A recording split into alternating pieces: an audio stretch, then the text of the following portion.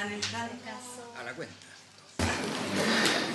Señores senadores, primero debo dar cuenta de que se ha recibido un oficio del señor subsecretario de Redes Asistenciales con el que remite el informe del estado de situación de la lista de espera no GES y garantías de oportunidades GES retrasadas correspondientes a julio de este año.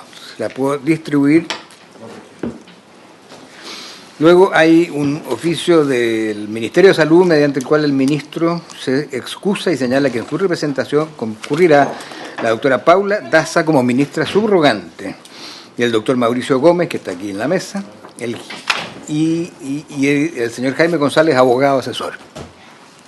Ha pedido audiencia la honorable senadora señora Goich para el presidente de la Sociedad Chilena de Radioterapia Oncológica, con el fin de exponer sobre los siguientes temas: presentación de nueva codificación de FONASA para tratamientos de radioterapia y 2 estados de avance del nuevo edificio del Instituto Nacional del Cáncer.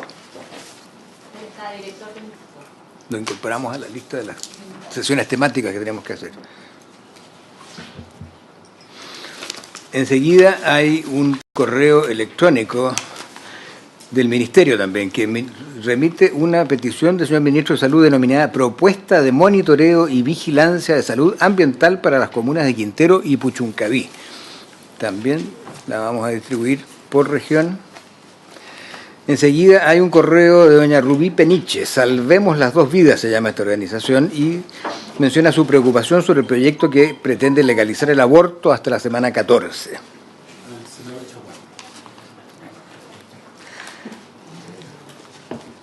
Y luego hay una invitación del rector de la Universidad de Concepción, don Carlos Saavedra, y del presidente de la Agrupación de Universidades Regionales, don Patricio Sangüesa, para participar en el 2º Seminario Regional Relación Asistencial Docente, su importancia en la formación de profesionales de la salud. Este evento va a tener lugar el 5 de octubre de 2018 en la Facultad de Ingeniería del campus de Concepción. Lo voy a distribuir también a los senadores para que decidan según sus agendas.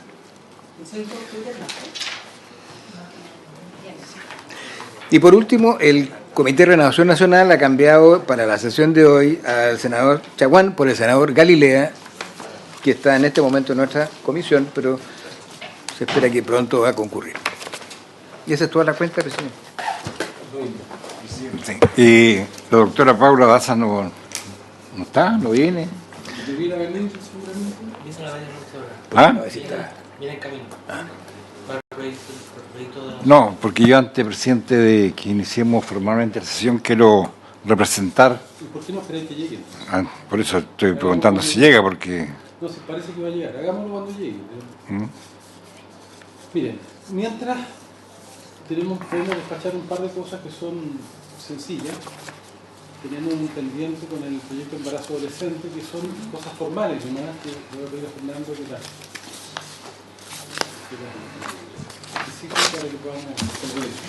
Como señalaba hace unos minutos, la señora Goich en sala advirtió una incongruencia entre 2 artículos del proyecto sobre embarazo adolescente. Los 2 artículos inciden en el artículo 1 de la ley 20.418, que se conoce como la ley de la píldora del día después.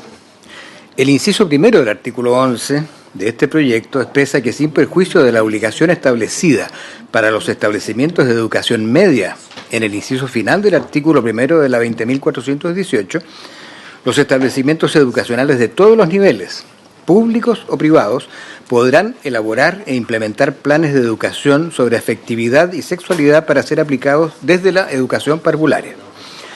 El inciso 4 del artículo 1 de la ley 20.418 dispone que los establecimientos educacionales reconocidos por el Estado deberán incluir dentro del ciclo de enseñanza media un programa de educación sexual.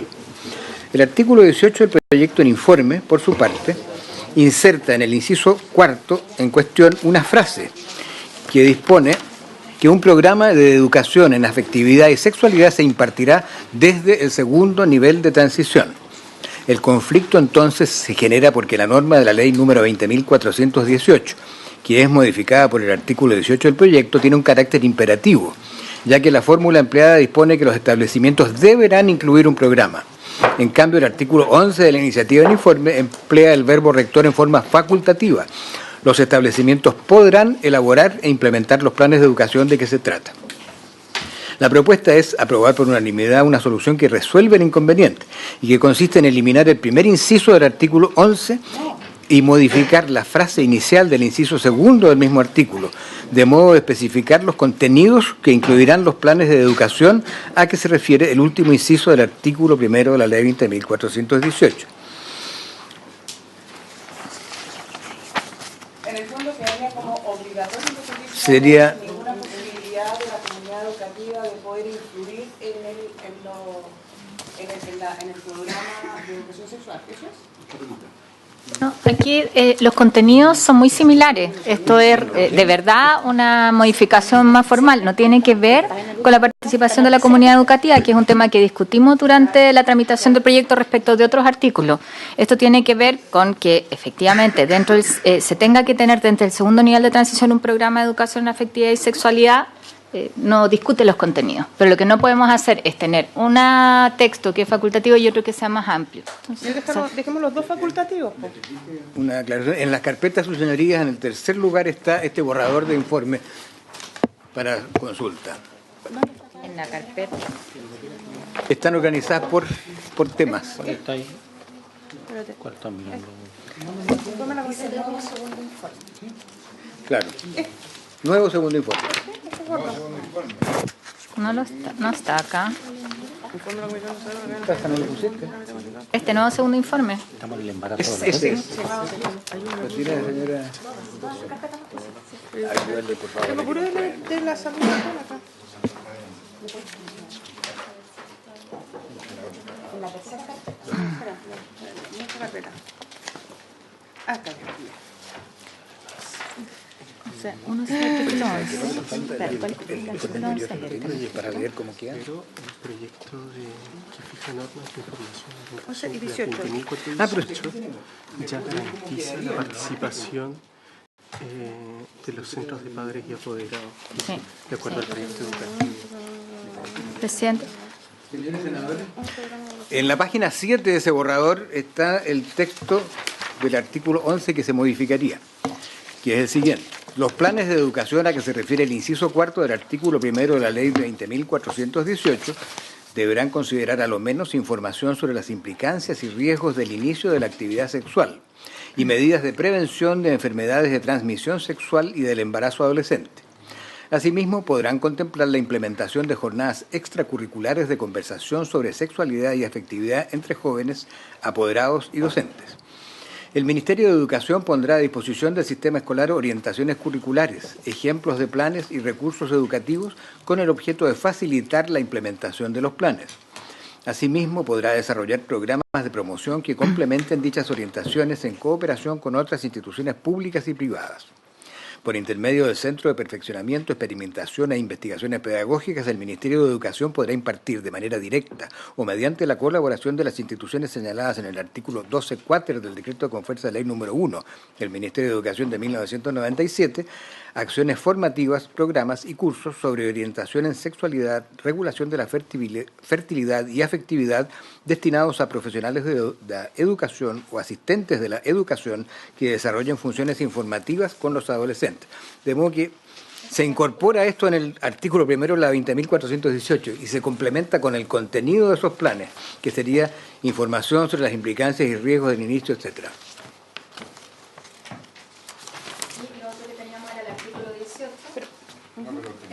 Es para entender bien, ese es el artículo 11 y Sí. tenemos por otro lado el artículo 18. Ahí no se hace el cambio porque el artículo 18 simplemente se insertaba en ese mismo artículo Claro. que tiene carácter imperativo la frase desde el segundo Muy nivel bien. de transición, un programa de educación en afectividad y sexualidad. Claro, entonces estamos planteando en dos artículos en forma diferente algo que es similar. Espérate un poco, es que quiero entender.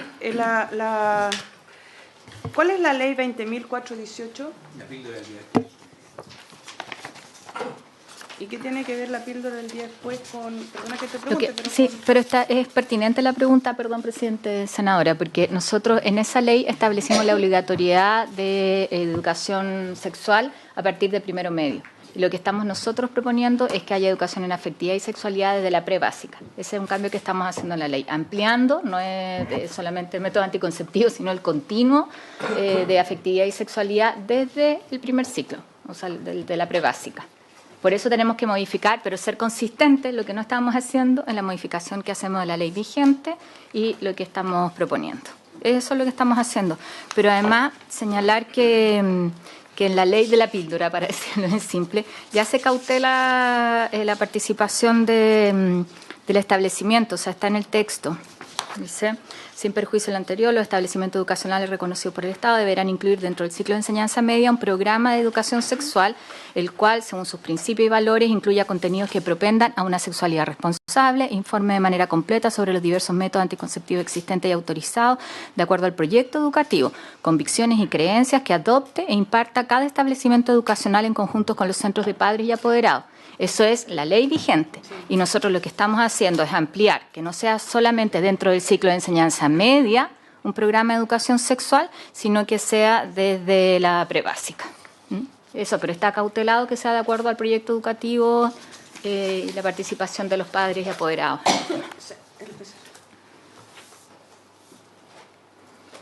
¿Dónde? Perdona que pregunte, pero ¿dónde dice que es desde la prebásica? Acá, porque lo leí como 3 veces y no sale, porque en el artículo 11 no dice, y en el 18 tampoco.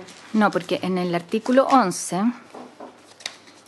nosotros habíamos puesto que deben ser aplicados sobre afectividad y sexualidad para ser aplicados desde la educación parvularia. Entonces aquí hablamos de educación parvularia y en el otro hablamos de segundo nivel de transición.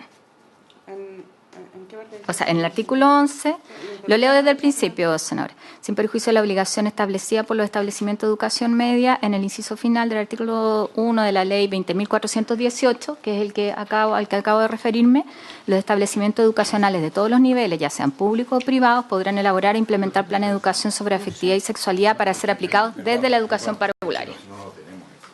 Eso es lo vigente. Ahora, la propuesta, y quizás eso tiene más sentido discutirla, que junta ambos. O sea, lo primero es para que entendamos el problema, ¿no es cierto? En uno hablamos facultativo, en el otro y sobre educación parvularia, y en el otro hablamos de segundo nivel de transición. Ahora, la propuesta, que esa sí es la que tenemos en el texto, esa es la página 7 del segundo informe. Esa propuesta es en conformidad a lo dispuesto en el inciso final de la ley 20.418, que es la de la píldora, entre paréntesis. Los establecimientos educacionales elaborarán e implementarán programas de educación sobre afectividad y sexualidad, incorporando en forma gradual la enseñanza sobre la regulación, ¿no? Los planes de educación que se refiere al inciso cuarto del artículo primero deberán considerar al menos información sobre la implicancia y riesgo. Esto. Pero estoy leyendo esto, ahí. A ver.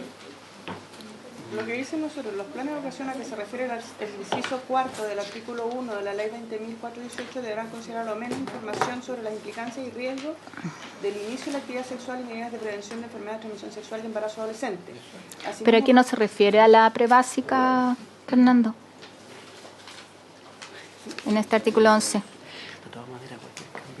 Hacer incorporar la educación sexual para cursos menores, hay que modificar el currículum.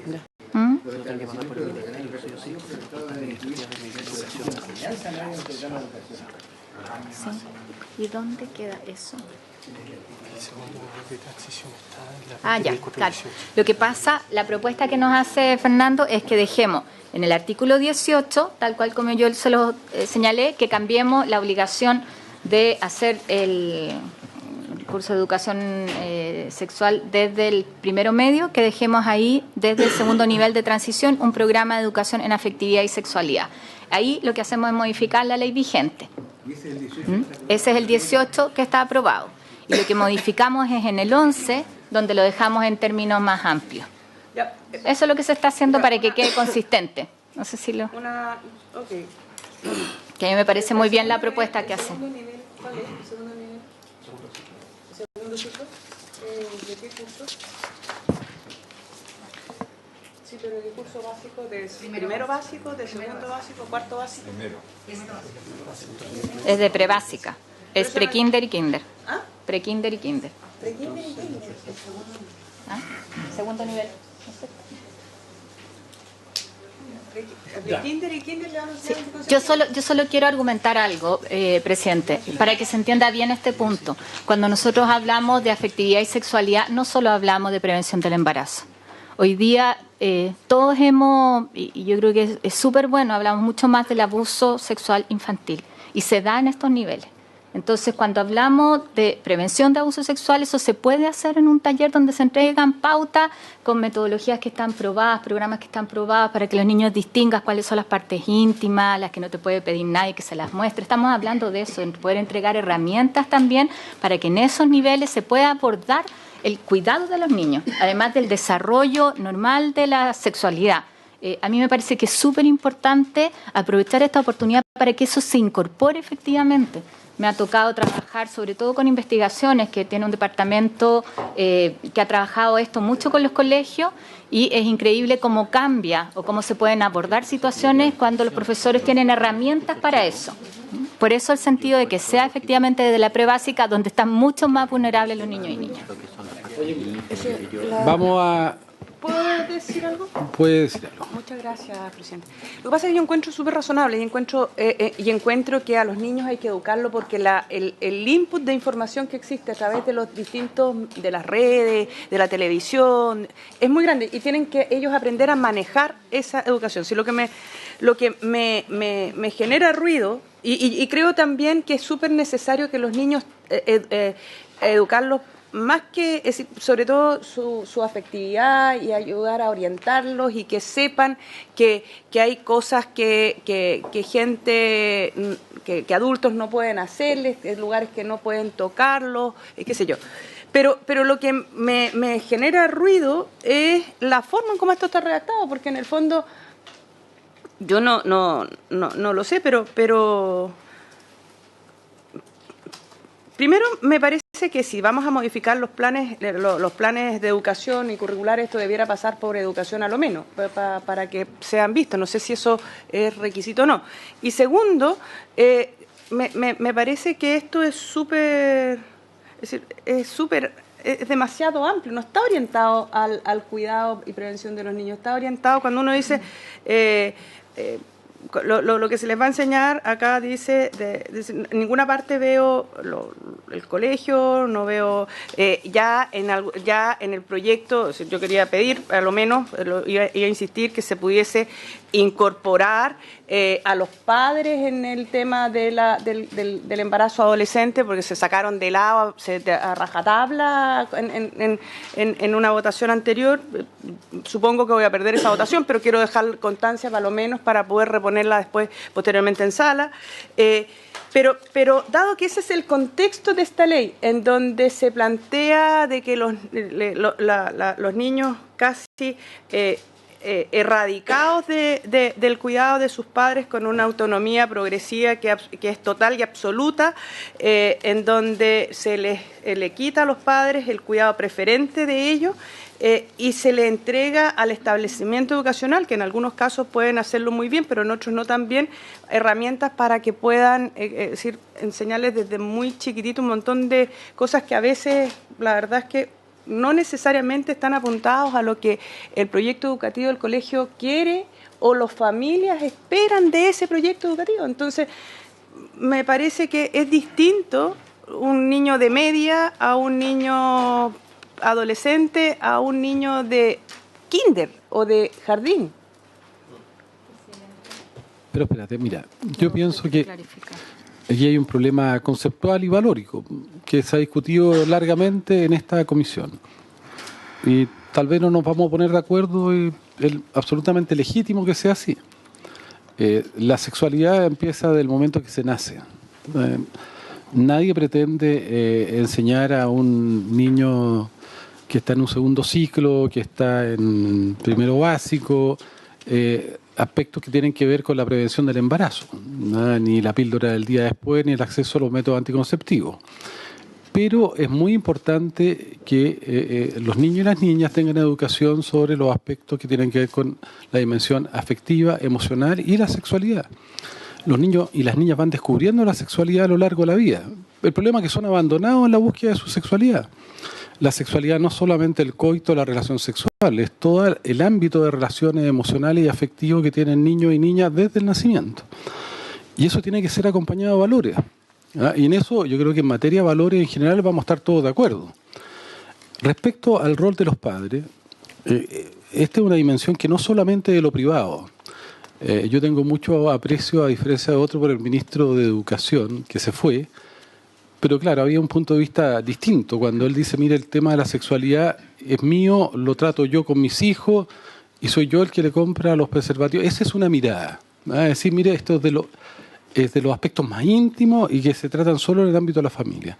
Hay otros pensamos que la dimensión de la sexualidad tiene que ver con una dimensión de bien público, que hay una responsabilidad de la sociedad de orientar y de velar justamente por garantizar esos derechos. Y el acceso a esa información, y por lo tanto no es de lo privado, porque los efectos y las consecuencias de esto no son privadas, son públicas.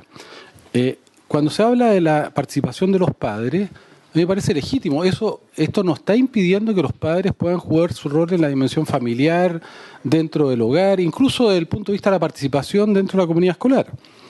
La experiencia es que los padres, salvo excepciones que son excepcionalísimas, no tienen ninguna capacidad ni ningún conocimiento para poder orientar a sus hijos. Es más, en todas las encuestas que se han hecho desde los años 80, que se hicieron en la Escuela de Medicina Sur, donde está Mauricio, que la hizo el doctor Patricio Silva, la primera encuesta nacional importante, nunca, desde ahí los adolescentes, los niños y niñas han señalado que son los padres los que informan, o a partir de los padres, y jamás. Eso no existe ni antes ni ahora, y por lo tanto lo que estamos tratando es generar una política pública que establezca la sexualidad como un bien, como un valor, como algo trascendente, que la saquemos del ámbito de la oscuridad y de la dimensión gris, que la pongamos como tal vez la dimensión más trascendente de los seres humanos, que es lo que nos separa del resto de los mamíferos, que tienen sexualidad solo para reproducirse.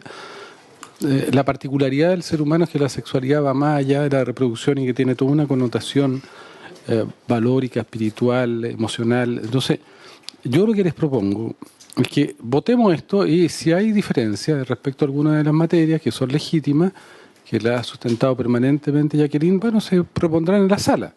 Pero la idea es que vamos a resolver esto, y no tiene sentido seguir discutiendo. Si yo les propongo que lo votemos y luego en la sala se volverá a discutir, porque ha sido un poco la visión que hemos tenido los votos de mayoría respecto a los votos de minoría que han habido.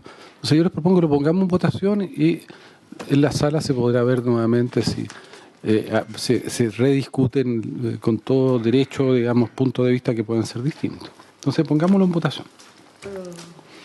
Jacqueline, ¿tú quieres hablar? ¿No? No, quiero hacer una consulta. Quiero hacer solo una consulta. Esto, al generar una modificación de los planes de enseñanza básica, de los planes educativos de enseñanza básica. Es una decisión de la sala. Todos los proyectos. Votémoslo y después cada cual tiene derecho a sugerir, plantear.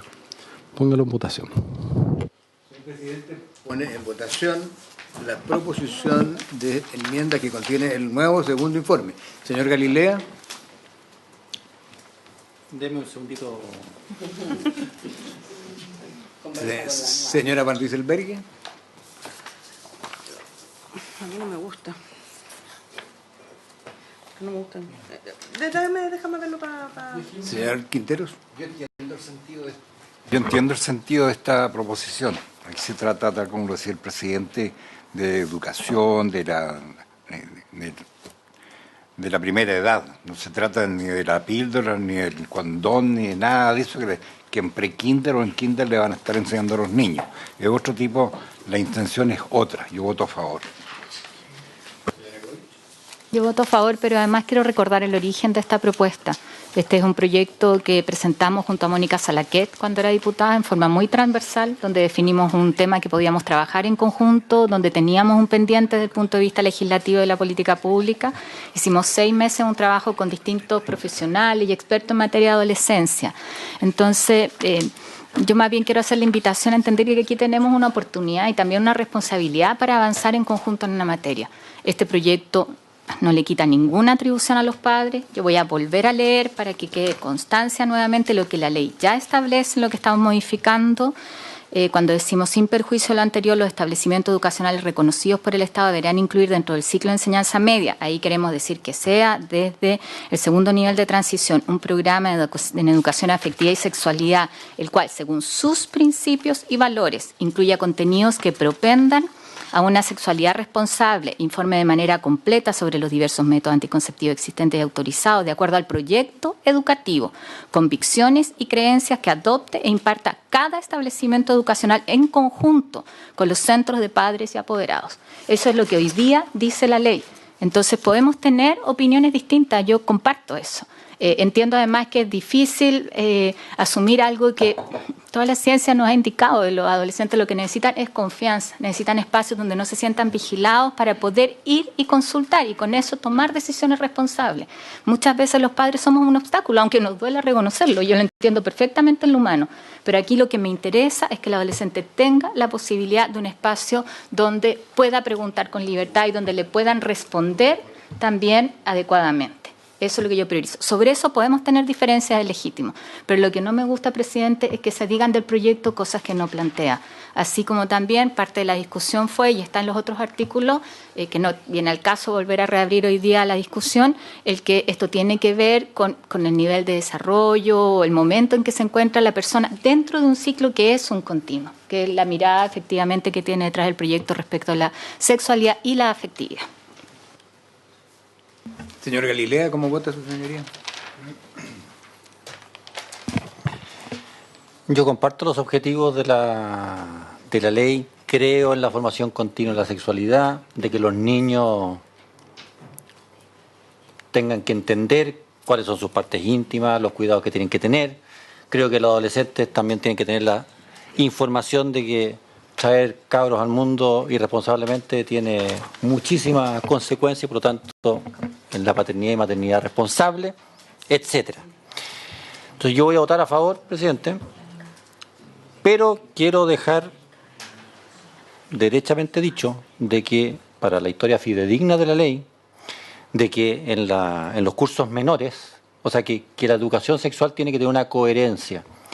Eso me gustaría que quede en la historia fidedigna de la ley, en el sentido de que a los niños lo que se les enseña es justamente cómo proteger su intimidad, qué cosas son indebidas que no le puede pedir ni el papá, ni la mamá, ni el tío, ni nadie, y que a través de ese desarrollo vayan efectivamente entendiendo todo su mundo de afectividad y sexualidad que de manera tan poética expresó el presidente de esta comisión hace unos minutos atrás. Así que me gustaría que quedara esa prevención para la historia fidedigna de la ley. Gracias, presidente.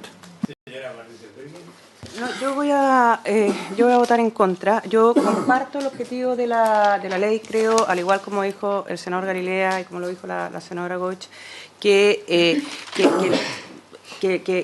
se requiere una educación continua de la sexualidad y sobre todo de la sexualidad ligada a la afectividad.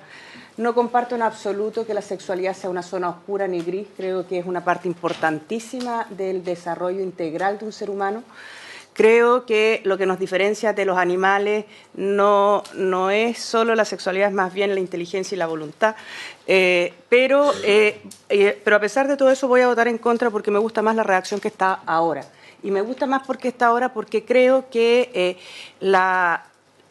pueden haber establecimientos que decidan en kinder o en prekinder no hacer esto y hacer una educación solo de afectividad. En cambio acá la están obligando a hacer hacer esto completo. Entonces me parece a mí que dejar condicional podrán elaborar e implementar planes de actividad permite que haya una mayor movilidad para los cursos básicos de los niños y que esto tenga obligatoriedad en los cursos ya donde están los adolescentes que sí requieren mucho mayor información específicamente, ya no solo de afectividad, sino de afectividad y sexualidad. Entonces, creo, no, yo voy a votar en contra porque me gusta más la redacción como estaba condicional en el artículo 11. Señor presidente. Bueno, yo creo que este es un proyecto muy importante por varias razones. Porque, primero, lo que nosotros tratamos de plantear es que la sexualidad tiene que ver con la afectividad. Es decir, en los seres humanos, a diferencia de los otros seres vivos y particularmente de los mamíferos, porque somos los únicos, salvo una especie de bonobo, que pueden expresar su afectividad desde la sexualidad. En el resto de los seres vivos la sexualidad es pragmática. Tiene que ver con un proceso evolutivo de transmitir los genes a las generaciones futuras. En los seres humanos es una dimensión que trasciende justamente la dimensión evolutiva y donde lo que nosotros hemos tratado siempre de plantear de que ojalá las personas vivan la sexualidad plena, libre, segura, pero en el marco de que la sexualidad es un vehículo para la afectividad. Porque es evidente que hay distintas maneras de vivir la sexualidad, cada cual la puede vivir como quiera, pero desde el punto de vista de los valores que uno le quisiera transmitir a alguien, le podría o podríamos tener un acuerdo y un consenso de decir que lo que nosotros queremos prioritariamente que las personas vivan plenamente su sexualidad como parte de un proceso de afectividad, como una expresión de afecto.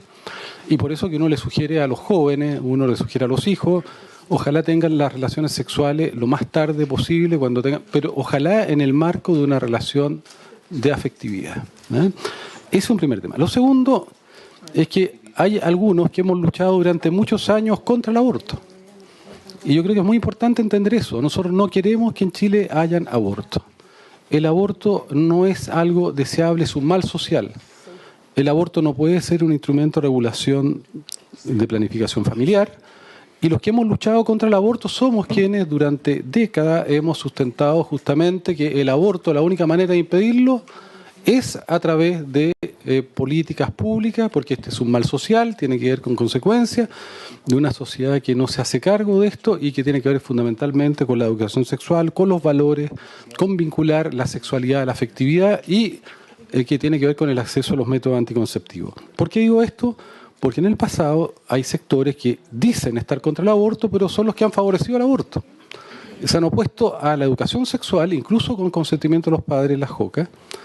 Se han opuesto al uso de métodos anticonceptivos, se opusieron al condón, que no tiene nada que ver con ser un instrumento que es abortivo, y de hecho se opusieron al condón cuando el condón podía salvar vida de personas con SIDA, luego se opusieron a la píldora del día después, a la T de cobre. Hay un requerimiento en el Tribunal Constitucional de 30 y tantos diputados y diputadas contra la píldora del día después y contra la T de cobre, es decir, aquí tenemos que tener algo de coherencia. O sea, nosotros no queremos que hayan aborto. La diferencia, de mi punto de vista, es que yo no quiero que nunca una mujer que toma esa decisión vaya a la cárcel por eso. Ese es otro tema. En la despenalización del derecho a decidir de una mujer que, producto de todas estas circunstancias, no logró prevenir un embarazo no deseado por temas valóricos, de acceso a la educación, o ya sea cual sea la causa. Entonces, ¿por qué es importante este proyecto?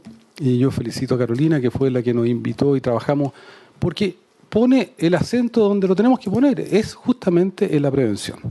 Entonces, vamos a seguir discutiendo esto, pero yo creo que esto es un proyecto muy importante, ¿no? Porque justamente quiere evitar uno de los males sociales que son controvertidos en la sociedad.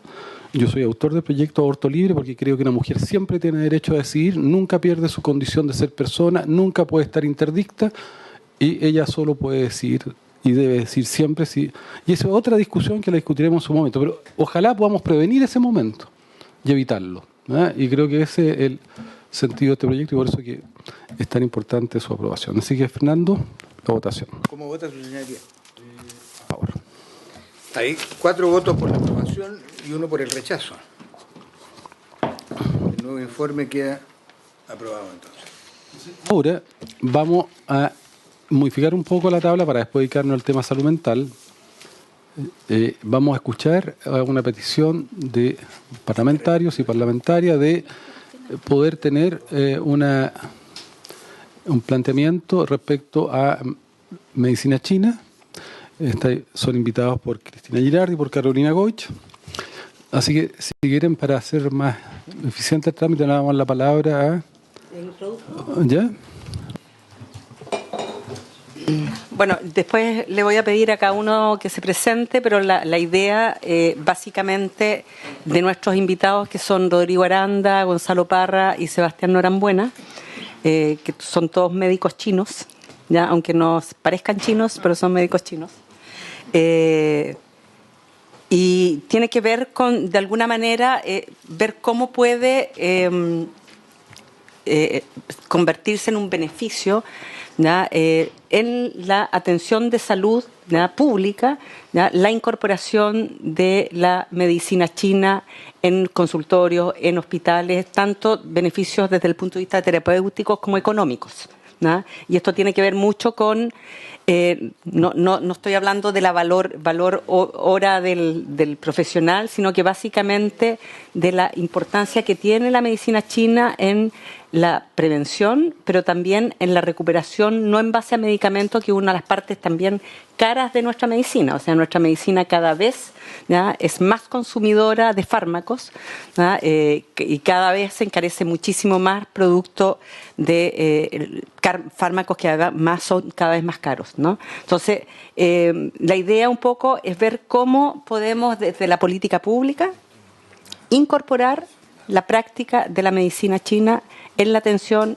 en hospitales públicos, en consultorios, en CRS, ¿ya?, con los beneficios que esto puede aportar. Esa es la introducción y le voy a dar la palabra a Rodrigo Aranda, que es el director de la Escuela Sambao de Medicina China, que es médico y además es médico chino. Le damos la palabra a Rodrigo Aranda. Hola, buenas tardes a todos. Muchas gracias por la presentación. Bueno, la idea de esta presentación primero es como informar un poquitito desde el punto de vista, digamos, educativo, qué es lo que nosotros hacemos, qué es la medicina china, porque si bien es una práctica que es reconocida por el Ministerio de Salud, es muy poco lo que se conoce sobre ella, cuáles son sus alcances, y no me refiero solamente a la población general, sino a la población clínica de hospitales, tanto en lo privado como en lo público. Hay mucha gente que desconoce cuál es el alcance de lo que nosotros hacemos. Primero que nada, un poco de una definición, ¿qué es la acupuntura? Lo primero que sea, o sea, que es la medicina china, disculpen, aunque sea un poco redundante, es una medicina, ¿ya? Lo que nosotros hacemos no tiene mucho que ver con leer tarot, con ver auras, con cosas que a veces caen en un terreno un poco más místico sin desmerecerlas. Lo que nosotros hacemos es una medicina que tiene principios claros, una fisiología clara, tiene métodos diagnósticos precisos, que al igual que la medicina alopática, nuestros tratamientos se basan en una buena anamnesis, en un buen diagnóstico, y a eso lo acompañamos de una terapia que la más conocida es la acupuntura, no es la única. Aquí lo subrayamos como la acupuntura, pero la medicina china tiene fitoterapia, ya que es lo que más ampliamente se usa en China.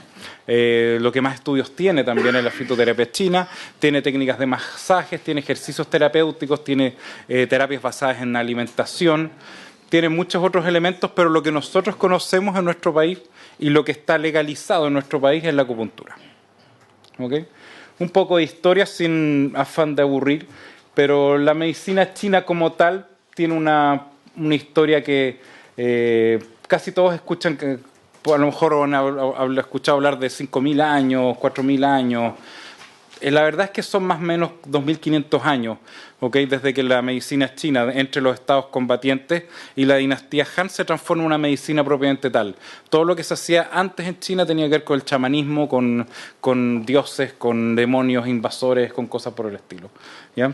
Y el gran hito es este libro, el clásico de medicina interna del emperador amarillo, que es más o menos del año 220 antes de la era común, que a partir de este libro se desarrolla la medicina china en forma, vamos a decir, en forma científica, porque es una medicina que está basada en observación, en sacar conclusiones y tomar decisiones de acuerdo a esas observaciones. Podemos decir que durante casi 2 milenios la medicina china fue la única alternativa de salud que tuvieron los chinos. ¿Okay? Hasta bien entrado el 1700, el 1800, era la única forma de salud que tenían los chinos. Desde China, la medicina china emigra, primero a otros países del este asiático, Japón y Corea, más o menos por ahí desde el 1500, 1600 emigra a Europa, principalmente por misioneros jesuitas que la aprenden y la llevan a Europa.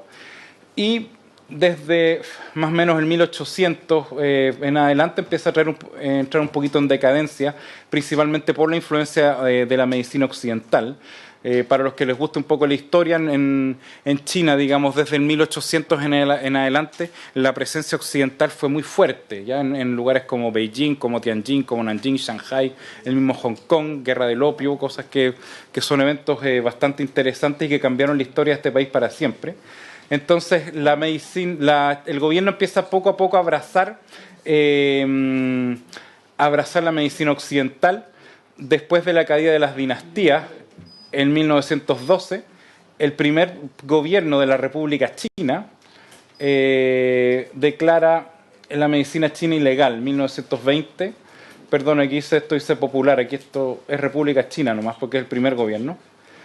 Y posteriormente, en el año 59, el gobierno, ahora sí, de la República Popular China, liderado por Mao Zedong, revierte esta decisión y trae de vuelta la medicina china para poder arreglar un poco el estado de salud del país. Que si ustedes se imaginan un poco, el país, China había sido invadido por los japoneses, había habido una guerra civil, digamos, desde casi inicio de siglo. Casi todos los pequeños pueblos habían sido arrasados por caudillos que después de la caída del imperio cada uno quiso tomar el poder por las armas. Entonces el país está en una condición bastante miserable. ¿Y qué es lo que hizo Mao? Que fue una de las cosas buenas que hizo Mao. Trajo de vuelta la medicina china, convocó médicos de todo el país para generar institutos de investigación que posteriormente formaron universidades, ¿ya? En las cuales uno hoy día puede ir a estudiar medicina china. Se crea una iniciativa que se llama Médicos Descalzos, que esto era bien interesante porque la idea de Médicos Descalzos era llevar personal entrenado en medicina occidental y en medicina china hacia distintos poblados que no tenían ningún tipo ni de consultorio, ni de algún médico de cabecera, ninguna cosa, para poder ir hacia el país a dar salud. ¿Okay? Y fue muy grande la labor que ocurrió en pediatría, digamos, que eran los niños eran de los que estaban en condiciones más desastrosas, y logró revertirse la situación de salud gracias a toda esta iniciativa que hizo Mao.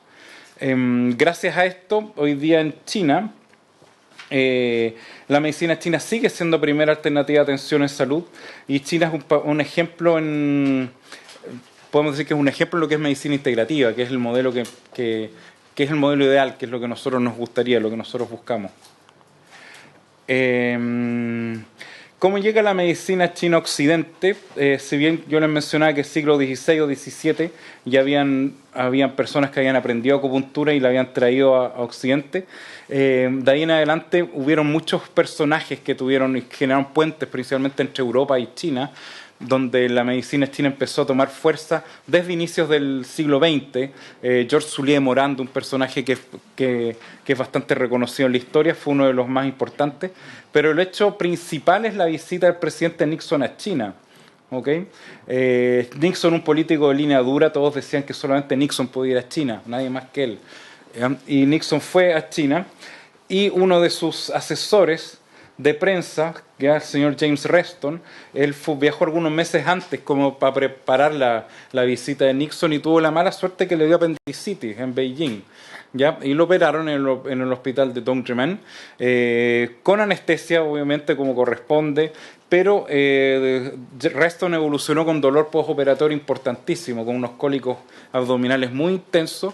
Trataron con distintos métodos farmacológicos de quitarle el dolor, y finalmente llamaron al acupunturista. Y llegó un doctor, que fue el doctor Li Changyuan, y le puso 4 agujas, y Reston dice que le cedió el dolor a los 20 minutos.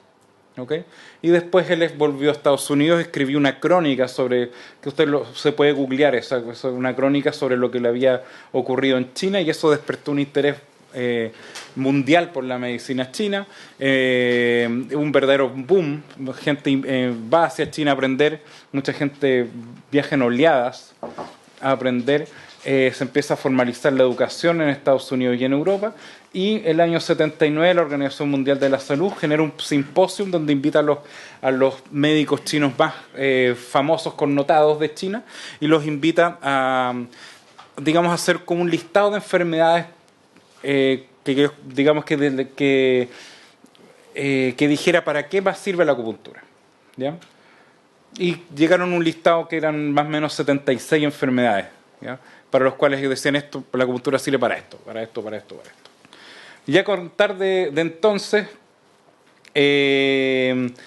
la OMS promueve mucho la investigación en medicina china, y el resultado de esto, fíjense, esto ya es del año 2002, ya estamos hablando casi 20 años atrás, se publica el Acupuncture Review and Analysis of Reports of Controlled Clinical Trials, que es una publicación que explica con bastante detalle las enfermedades que pueden ser factibles de tratar con acupuntura. Y es una lista bastante grande. ¿Okay? Esta publicación la dividí en 4 categorías. La primera categoría es las que tienen más evidencia, donde nosotros decimos esto sí sirve para tratar lumbago, por ejemplo, ¿ya? Que lo tenemos acá. ¿Por qué lo ponemos en rojo? Porque el lumbago agudo es una causa importante de ausentismo laboral en nuestro país. ¿Ya? Es una de las principales causas de licencias médicas. Los lumbagos agudos se tienden a prolongar, tienden a durar una semana, 10 días, 2 semanas, etcétera. Cuando tú con una acupuntura, un lumbago agudo lo puedes resolver en 1 o 2 sesiones máximo. ¿Ya? Por eso es como bien importante. Fíjense esto que también debería haberlo puesto en rojo, las reacciones adversas a la radioterapia o quimioterapia. Vieron cómo cambian un paciente que está dentro de un cáncer en cuanto a su sensación general, a los vómitos, las náuseas, todos los malestares que conllevan las terapias que finalmente están diseñadas para salvarnos, son disminuidas al mínimo cuando esos pacientes además llevan otro tipo de terapia como el caso de la acupuntura. Cefaleas, ¿ya? Otra de las cosas que andan fantástico la acupuntura, y es una de las causas principales de consulta en medicina hoy en día. Otras cosas crónicas, por ejemplo, cervicalgias crónicas, dolores de hombro crónico, artritis en general, enfermedades a las cuales nosotros como médicos tendemos a apoyar al paciente con un antiinflamatorio, con un corticoide, con un inmunosupresor en algunos casos, y hasta ahí llegamos. Y no hay mucho más que hacer, ¿ya? La acupuntura puede ser una muy buena solución. Muchas veces incluso trabajando, no pensar en el ¿ya? O medicina alópata o medicina china, se pueden usar juntas, y a lo mejor el paciente se ocupaba 100 de fármacos, va a terminar ocupando 10 de fármacos, ¿ya? Y eso sigue siendo un triunfo. Otra de las cosas más comunes también que nosotros vemos con el síndrome de intestino irritable, que es un trastorno funcional del colon, que es también una de las causas más frecuentes de consulta. ¿Ok? Esto es un poco la estrategia de la OMS. La OMS promueve el uso de la acupuntura, promueve el uso de las medicinas complementarias y favorece mucho el uso de la acupuntura. De los miembros estados de la OMS, aproximadamente el 93% reconocen que se utiliza en sus países la acupuntura. Nosotros estamos dentro de estos 29 países que tenemos una reglamentación, hay una regulación. ¿Okay? Y no es una regulación mala. Aquí nosotros tenemos, los acupunturistas en este país dan un examen que es validado por la CEREMI y obtienen una autorización sanitaria para ejercer la acupuntura. Eso existe en re pocos países del mundo, ¿ya? La verdad es que nosotros en ese sentido tenemos un paso avanzado porque tenemos una regulación. No cualquiera puede ir a hacer acupuntura, que eso es importante. ¿Okay? Y lo que es menor es la cobertura, ¿ya? Porque la gran mayoría de los pacientes todavía son financiados por ellos mismos, caen en el ámbito de lo privado. ¿Okay? Un poco la realidad nacional. Nosotros sabemos que hay acupunturistas chilenos desde los años 70. El primero es el doctor Marco Vergara, que vivió 2 años en China, desde el año 72 al 74, un cirujano de la Universidad de Chile, que recordamos con mucho cariño por lo demás. Pero es a partir del año 2000 donde esto empieza a tomar un poquito más de ritmo, empiezan a salir escuelas, empiezan a haber opciones de formarse en acupuntura en este país, y gracias a este interés que no solamente, bueno, lo generan las escuelas, lo generan los pacientes, empieza a tener más popularidad, se genera el año 2005 una Comisión Nacional de Acupuntura, la primera Comisión Nacional de Acupuntura, que la lideró el doctor Jorge Lastra, cuya resultado de esta comisión fue promulgar el decreto número 42, que lo que hace es reconocer que hay medicinas complementarias en nuestro país. Y posteriormente el decreto 123, que reconoce la acupuntura como una profesión auxiliar de la salud y te da ciertas directrices de cómo, de quién la puede practicar, cuáles son los requisitos, cómo debe ser el establecimiento donde la acupuntura se realiza, etc. ¿Ok? Y posteriormente, en el año 2009, se crea la segunda Comisión Nacional de Acupuntura del Ministerio de Salud, presidida por el doctor... se me acaba de olvidar el nombre de mi jefe. No es bueno, ¿eh? Sí, no, en la actualidad la Comisión Nacional de Acupuntura es presidida por la señora La acupuntura sirve para el Alzheimer, ¿no? Sirve para el Alzheimer. En la actualidad, en todo caso, sirve la comisión es presidida por la señora Carmen Julia Cerda del MinSal. ¿Ya? Pero bueno, originalmente esta comisión se creó con el fin de fiscalizar. La primera misión que tuvimos fue generar un examen nacional para poder acreditar a los acupunturistas que ya estaban practicando, algunos desde hace 20 años en nuestro país, sin ningún tipo de fiscalización en general. ¿Okay? Entonces nosotros, bueno, generamos el examen, vimos los requisitos, ya no basta un curso un fin de semana, ir a Buenos Aires, comprarse unos libros, leerlos, dar el examen, no es la idea, tiene que haber algún tipo de formación para que los acupunturistas podamos ejercer. ¿Okay? La legislación, insisto, no es mala, a mí me toca mucho viajar a congresos, enseñar afuera de Chile, y la gente le gusta esto, se sorprende, tenemos una legislación que es bastante buena, es práctica, es clara. Esta es la realidad chilena, digamos, hasta el año 2016, que eran los datos que tenemos. Tenemos 700 acupunturistas certificados por el CEREMI hasta el año 2016, 568 inscritos en la Superintendencia de Salud, de los cuales el 22% son médicos cirujanos, más del 60% corresponde a otras profesiones de la salud, y tenemos un 14% que son otros, ¿ya? Tenemos pacientes, tenemos acupunturistas que son, no sé, historiadores, ¿ya? Que son artistas, que son, ¿ya? Y que les llama la atención aprender estas cosas. ¿Ok? El 32% de los acupunturistas generalmente tienen otra profesión. Tal vez esta es la parte que más nos interesa un poco hablar, es las evidencias. Rodrigo, un segundo, le damos a la bienvenida a la ministra subrogante, Paula Daza, para que se pueda incorporar. Buenas tardes, muy buenas tardes.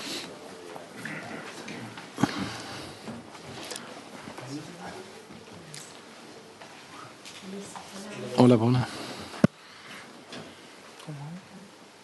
Continuar. Muchas gracias. Esta es una parte bien interesante, las evidencias. Yo veo harto, sobre todo, no mucha televisión, pero unos noticiarios, las noticias, ciertas páginas de internet donde uno se informa, y de repente me sorprendo cuando veo colegas así de carrera, digamos, mucho más largas que la mía, decir, no existen evidencias de que la acupuntura sirva o que esta otra terapia sirva. La verdad es que evidencias tenemos de sobra, hay muchas evidencias de que esto funciona, ¿ok? Tenemos más o menos 40 años de evidencia, ¿ya? La principal evidencia que nosotros tenemos es el dolor, ¿ya? Casi todo el mundo asocia que la acupuntura sirve para tratar dolor, ¿ok? Dentro de este ámbito de la acupuntura es la terapia complementaria más utilizada en el mundo para tratar dolor musculoesquelético, ¿no?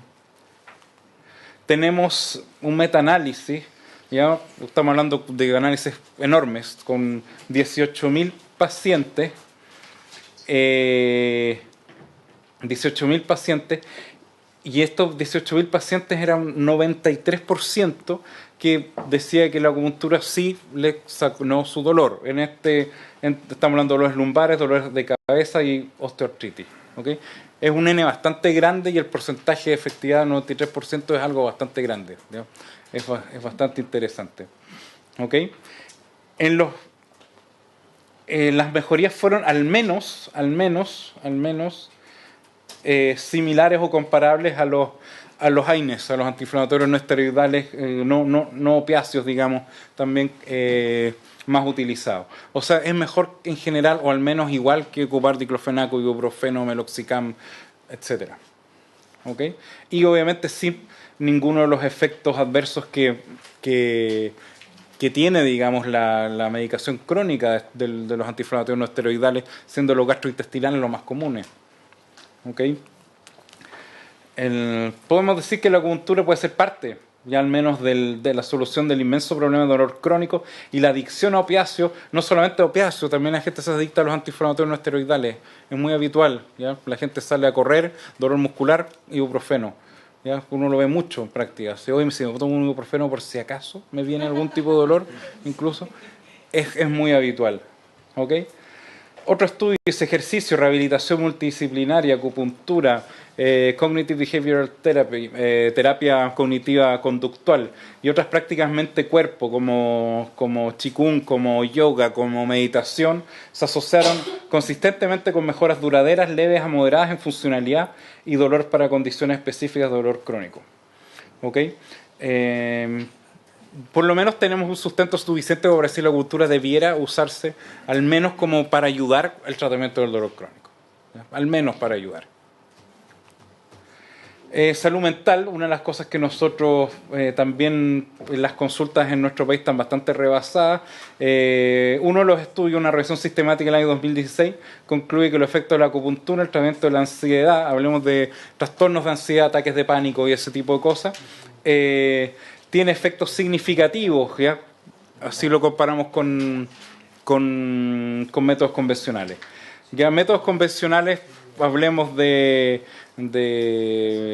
es de RICE, por ejemplo, que es algo más nuevo, un poquito más inocuo, pero todas las benzodiazepinas es lo que se usa y también son extremadamente adictivas. ¿Ya? Y una vez en un consultorio una paciente casi me pega porque no le quise hacer una receta por alprazolam. Y estoy hablando en serio, casi me pega. ¿Ya? El sistema respiratorio, en el año 2012, aquí un tipeo en la revista Archivos de Medicina Interna, se publicó un estudio realizado en Corea, donde se vieron 67 pacientes con enfermedad pulmonar obstructiva crónica, que es una cosa irreversible, cuyo principal agente etiológico es el tabaco y exposición a otros humos. Y se hizo un estudio utilizando acupuntura y placebo, y los pacientes con acupuntura después de 12 semanas tuvieron marcada mejoría en sus parámetros pulmonares medidos por espirometría. ¿Okay? Mejoraron la actividad física, disminuyó la fatigabilidad muscular, ¿ya? Todas esas cosas que midieron. Por eso no es solo para el dolor, ya tiene muchas otras aplicaciones. Cardiovascular. Metaanálisis del año 2009 concluye que la acupuntura como terapia adicional a la terapia farmacológica disminuye en forma significativa presión arterial sistólica y diastólica. Otro metaanálisis del año 2012 dice: pacientes con cardiopatía coronaria disminuye la frecuencia cardíaca, disminuye la presión arterial, mejora la perfusión miocárdica, aumenta la secreción de beta-endorfinas, que son antiinflamatorios naturales en el tejido cardíaco. Y cosas que se han medido, que son bastante interesantes y decidoras, creo yo. Cosas que a nosotros nos interesa a futuro, revisar el trabajo de la comisión y orientarle un poco a mejorar el estatus del acupunturista. Con eso no me refiero a ponerle don acupunturista al acupunturista o algo, sino que la salud en este país esté consciente que existe la acupuntura. ¿Ya? Por ejemplo, yo tengo un amigo, el doctor Alex Flores, que hace acupuntura en la clínica alemana. Tengo muchos amigos que trabajan en la clínica alemana y ninguno sabe que el doctor Alex Flores hace acupuntura en la clínica alemana. ¿Ya? Entonces, saber que la acupuntura sirve para tratar lumbago, que te puede servir para tratar otros dolores crónicos, que puede servir para tratar al paciente que tiene depresión, que tiene algún trastorno de ansiedad, etcétera. ¿Okay? A eso me refiero con mejorar el estatus dentro del sistema de salud. Otorgar respaldo científico a la práctica, idealmente hagamos investigaciones dentro de este país, hagamos más cosas dentro de este país. Sería importante generar puentes con el Ministerio de Educación para regular los centros formadores que no son afiliados a universidades, elaborar exámenes de mayor exigencia. Yo creo que exigir educación continua para renovación de autorización sanitaria, porque obviamente mientras mejor preparados estén los acupunturistas, el gran beneficiado va a ser el paciente. ¿Ok? ¿Qué pasa en nuestro país? Que es lo que uno observa, que la persona estudió acupuntura en el año 2002, terminó el 2004 y nunca más volvió a tomar un libro. ¿Ok? Esa no es la idea, ¿ya? Porque si bien esta es una medicina que es antigua, pero se siguen siempre rescatando y sacando ideas nuevas a partir de lo que ya tenemos. Generar estudios nacionales, ¿ok? Que ayuden a validar aún más esto e integrarlo en los centros de atención primaria, ¿ya? En los hospitales del Servicio Nacional de Salud. En los centros de hospital de atención primaria, digamos, donde muchas veces llega la señora de 60 años con diabetes, con dislipidemia, con fibromialgia, con artritis, con artrosis, y cuando la única alternativa que le podemos ofrecer es que es un saco de remedios básicamente que se tiene que tomar y que los clasifica como la pastillita azul, la amarilla, la roja, y sabe exactamente a qué hora tomarla, y vuelve a consultar porque le sigue doliendo y vuelve a consultar porque le sigue doliendo. Ese es el lugar donde deberíamos intervenir, donde deberíamos tener acupunturistas en los centros primarios de atención para tratar esos pacientes, ¿ya? Y eso facilitaría muchas cosas, disminuiría también la necesidad de derivar muchas veces a centros asistenciales más grandes. ¿Okay? Idealmente también sería bueno generar una legislación favorable a la fitoterapia china, que yo les decía anteriormente que hay mucho más incluso evidencia que la acupuntura en la fitoterapia china, pero por obviamente temas así del Servicio Agrícola Ganadero, por el reglamento del Instituto de Salud Pública, aún no se ha masificado el uso aquí en Chile, digamos, no hay una autorización, digamos. Son plantas chinas. Algunas se dan, pero la gran mayoría no. La gran mayoría no. Por lo menos son las que existe evidencia en China. Sí. Y son muchas, estamos hablando de miles de plantas que se mezclan en fórmulas. Son fórmulas herbarias que se le dan al paciente de acuerdo a su diagnóstico. Claro. Y no se podrán plantar también, es que eso es una cosa que nunca yo asumo que sí, que el clima nuestro es bastante favorable para todo. Eso, muchas gracias por la atención, espero no los aburrió mucho. Disculpen, se hace lo que se puede. Jacqueline. La mejoría de por ejemplo, en un dolor crónico, alguien que se quiere hacer, es decir, que responde bien a la acupuntura, ¿tiene que mantener la per secula seculorum o digamos...? Depende un poco del paciente. Por ejemplo, tengo un paciente, entonces una señora de 56 años con una hernia lumbar bastante importante. Le hice más o menos 8 sesiones de acupuntura, después le volví a pedir una resonancia y la hernia ya no estaba. ¿Ya? Eso no es medicina. No es magia, es medicina. Si las hernias son de... Rodrigo, te vamos a poner un caso clínico concreto y real. Si lo resuelve, esta comisión va a apoyar la incorporación. Rabindranath estuvo un año con medicina china. Claro. Dice que no le sirvió de nada. ¿Ya? Entonces, si ustedes le resuelven sus problemas, esta comisión va a considerar seriamente que tiene evidencia científica. Es una cosa que es bien importante. Obviamente que no hay ninguna medicina en este planeta que sea 100% efectiva. Como yo les mostré en el gráfico, este metaanálisis nos habla que es un 93% de los pacientes que respondían favorablemente a la acupuntura. Ya, hay un 7%, ¿ya? O a lo mejor un 10%. ¿Y de qué depende también? La acupuntura es muy operador dependiente.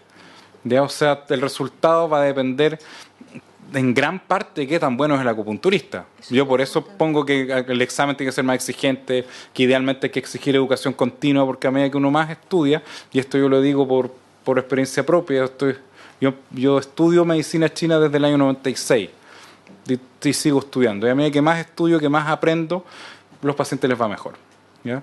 Y ahora, ¿cuál es el punto? Por ejemplo, ¿qué pasa, por ejemplo, si usted va donde un traumatólogo, ¿ya? Y el traumatólogo no le resuelve el problema? Y uno se va, pero no se va con la idea de la traumatología no existe, no sirve, ¿cierto? No sirve para nada la traumatología. Uno se va con la idea, a lo mejor el traumatólogo no tenía los conocimientos suficientes, a lo mejor voy a buscar otro, ¿ya? El juicio sobre las terapias complementarias tiende a ser un poco más severo, ¿ya? Si uno va a ver a un acupunturista y no funciona, el juicio es: la acupuntura no sirve, ¿ya? Esto no sirve para nada, nunca más lo voy a probar, le voy a decir a todo el mundo que no sirve, etcétera. Pero vuelvo a decir, es operador dependiente, y la verdad que si tú comparas los resultados que puede tener un buen acupunturista para tratar lumbago versus un buen traumatólogo, yo me inclino a favor de la acupuntura, 100%, sin pensarlo dos veces. El paciente defraudado. El paciente defraudado. O sea, la situación psicológica del paciente. Lo que pasa es que el dolor, cuando existe dolor es por una causa. La causa está provocando el dolor. Si el dolor es provocado, por ejemplo, por falta de potencia muscular, la acupuntura no va a solucionar el problema muscular. Me explico mejor. Para sostener el esqueleto, los huesos, la musculatura cumple una función. Hablo de columna.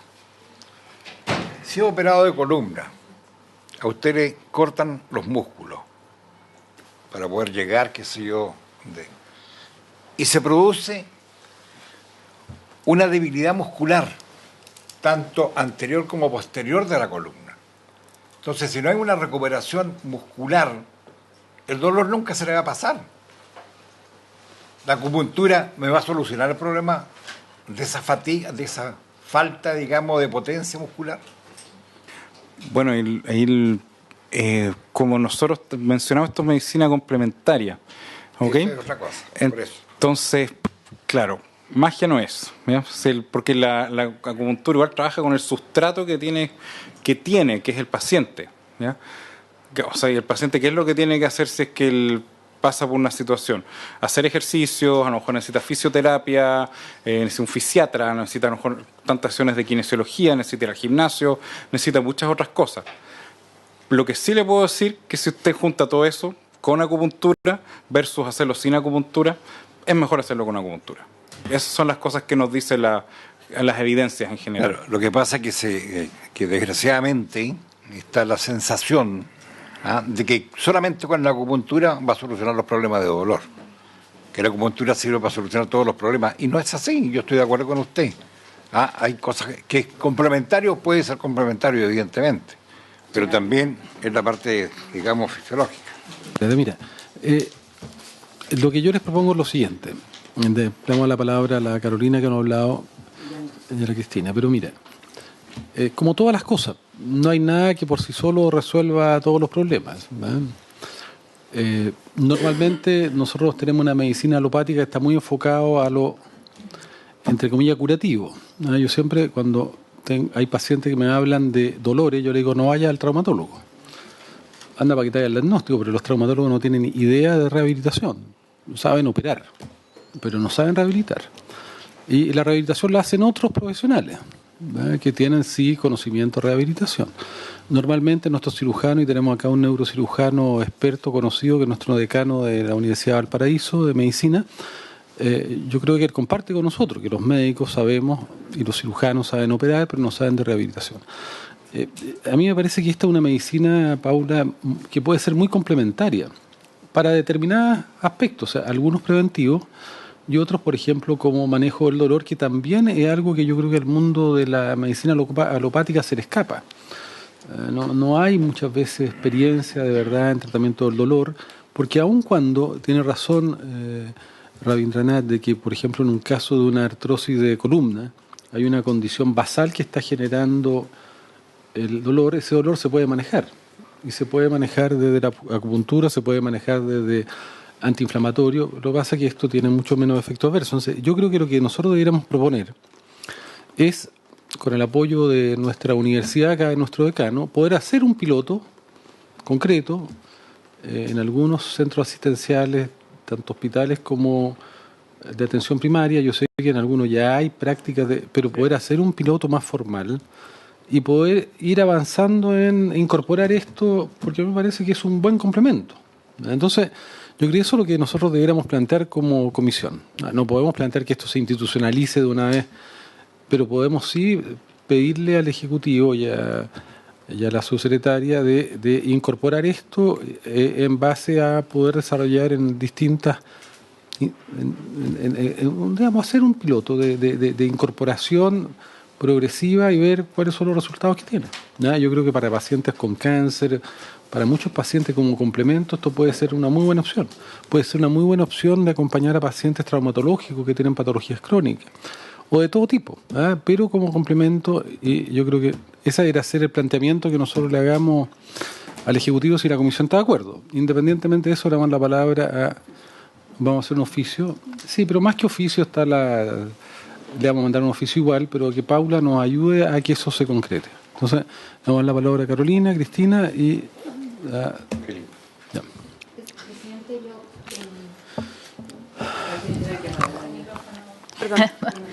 en la línea de lo que usted plantea, pero yo creo que nosotros podemos ir un paso más allá.